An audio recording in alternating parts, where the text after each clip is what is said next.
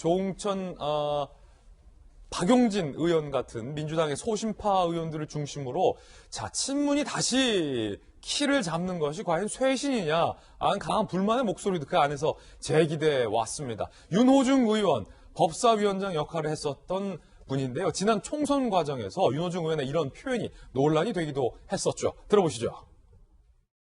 4월 7일 날 쓰레기를 잘 분리수거 하셔야 됩니다. 그렇죠? 쓰레기는 어떤 쓰레기냐? 매곡동 땅 있는 거 뻔히 알고 있었으면서 거짓말하는 후보 쓰레기입니까 아닙니까? 지난 보궐선거 국면에서 윤호중 의원은 오세훈 후보를 쓰레기라고 일컬어서 세게 논란이 된 바 있습니다. 그런데 공교롭게도 윤호중 의원이 써서 논란이 됐던 그 쓰레기라는 표현이 조국 사태를 반성한다는 초선들에게 오늘 돌아가고 있습니다. 민주당의 권리당원들의 성명서라는 것이 등장을 했습니다. 초선 의원들은 4.7 보궐선거 패배 이유를 청와대와 조국 탓으로 돌리는 왜곡과 오류로 점철된 쓰레기 성명서를 내며 배은망덕한 행태를 보였다.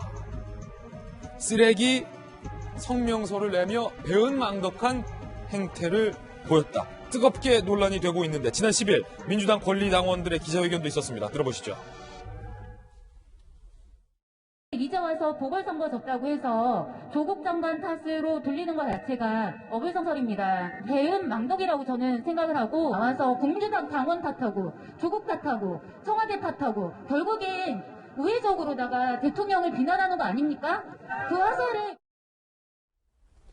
네, 민주당의 김영주 전 의원님. 네. 이 쇄신의 문턱에서 조국이라는 산은 꽤 높아 보입니다. 특히 권리당원들의 강한 반발과 비판이 연일 나오고 있는데 조국 사태를 반성했다고 초선들의 성명서를 향해서 쓰레기라는 표현도 나왔어요. 어떻게 보십니까? 이제 과거에 반추해 보면 이제 박근혜 전 대통령을 지지하는 분들이 사실은 박사모도 있고 네. 친박연대도 있었고 그분들이 지금 어디 계십니까? 볼 수 없습니다. 마찬가지로 지금 물론 청와대를 탓하고 조국 탓하고 이런 부분에 대한 당원들 안에서의 말하자면 반작용이 있을 수 있습니다만 제일 마음에 걸리는 게 배은망덕입니다. 배은망덕이라는 아까 그 표현. 네, 국회의원들을 우리가 마음대로 뽑아주고 떨어뜨릴 수 있다는 생각을 당원들이 갖고 있거든요. 그래서 저는 저게 굉장히 위험한 얘기라고 생각하거든요. 누구 탓에 국회의원 됐냐. 그런 게 아니라 사실 우리 민주당이 기본적으로 자기 정책과 정강에 맞는 후보를 내고 그런 민주적 절차에 따라서 가야 되는데 민주당이 가장 큰 현재 지금 문제는 뭐냐면 민주주의의 참뜻을 잃어버리고 있지 않느냐. 민주주의는 결국에는 말은 다수결이지만 다수결이 목표가 아니라 다수결을 통해서 다양한 목소리들을 모아내고 더 진실에 가까운 그야말로 답을 찾아가는 과정이 민주주의인데 이것이 그냥 강경한 목소리를 내는 사람들 혹은 이번 보궐선거에서도 국민의힘은 어떻습니까? 당원을 거의 열어놓고 투표를 했죠. 예. 우리 민주당은 50% 당원을 했습니다만 이런 형태의 말하자면 강경한 이미지만을 갖는 그 당원들이 문제가 된다면 사실 민주당이 그 문제부터 극복해야 되는 그런 고민을 해야 될 거라고 저는 봅니다. 예. 자, 물론 쓰레기 성명서 배은망덕이다라는 강한 비판의 입장문이 과연 민주당 권리당원 전체의 목소리를 대변하는가와 관련돼서는 여러 논란이 있긴 합니다. 자, 그런데 여기서 쓰레기 같은 배은망덕, 굉장히 거친 비판의 대상이 됐던 초선 의원들의 반성문, 성명문 다시 한번 들어보시죠. 조국 전 장관이 검찰개혁의 대명사라고 생각했습니다. 하지만 국민들이 분노하고 분열되며 오히려 검찰개혁의 당위성과 동력을 잃은 것은 아닌가 뒤돌아보고 반성합니다. 자, 이 같은 성명서, 반성문을 일컬어서 강한 비판이 지금 나오는 대목인데 김현아 의원님, 쓰레기라는 말들이 여러 번 나오는군요, 오늘.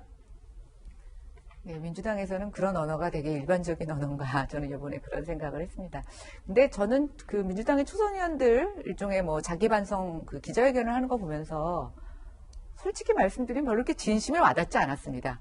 특히 저 마이크를 잡고 목소리를 내는 분들이 조국 사태 때 얼마나 천편일률적으로 조국 장관을 옹호하고 또 조국 장관의 그 자녀의 어떤 입시 비리 같은 것들을 얘기하면서 관행이라고까지 얘기했던 관행. 사람, 예, 이런 사람들인데 그 안에서 전혀 목소리를 내고 있지 못하다가 이제 선거를 지고 나서 저런 얘기를 하는데 저는 저게 정말 마음에 우러나서, 그러니까 저는 옛날부터 그렇게 생각 안 했는데 초선이고 당내에서 힘이 없다 보니까 얘기를 못 하고 있었습니다. 뭐 이런 발언도 아니고 갑자기 선거가 지나고 나니까 저희가 생각을 잘못했습니다라고 하는 게 정말 진심인지 선거에 졌기 때문에 뭔가 혁신된 모습을 보여주려고 하는 또 다른 자기적인 인위적인 모습인지 저는 약간 좀 헷갈린다는 생각을 하고 있었는데 그 판단이 끝나기도 전에 내부에서 이런 초선들의 목소리에 총질을 하는 걸 보면서 와 정말 내부에서 힘들겠구나. 그리고 그동안 다른 목소리를 냈던 아주 소수 의원들이 있죠. 조응천 의원, 박용진 의원, 예. 김혜영 의원이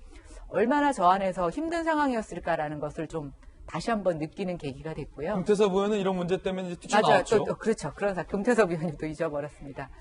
근데 제가 요즘 그 독일의 근현대사 관련된 책을 보고 있는데 독일이 사상적으로 굉장히 자유주의를 표방하면서 서로 다른 의견들이 또 아주 극렬하게 반대하는 의견들이 공존하는 토론이 굉장히 인정되고 보편화됐던 사회였다라고 하더라고요.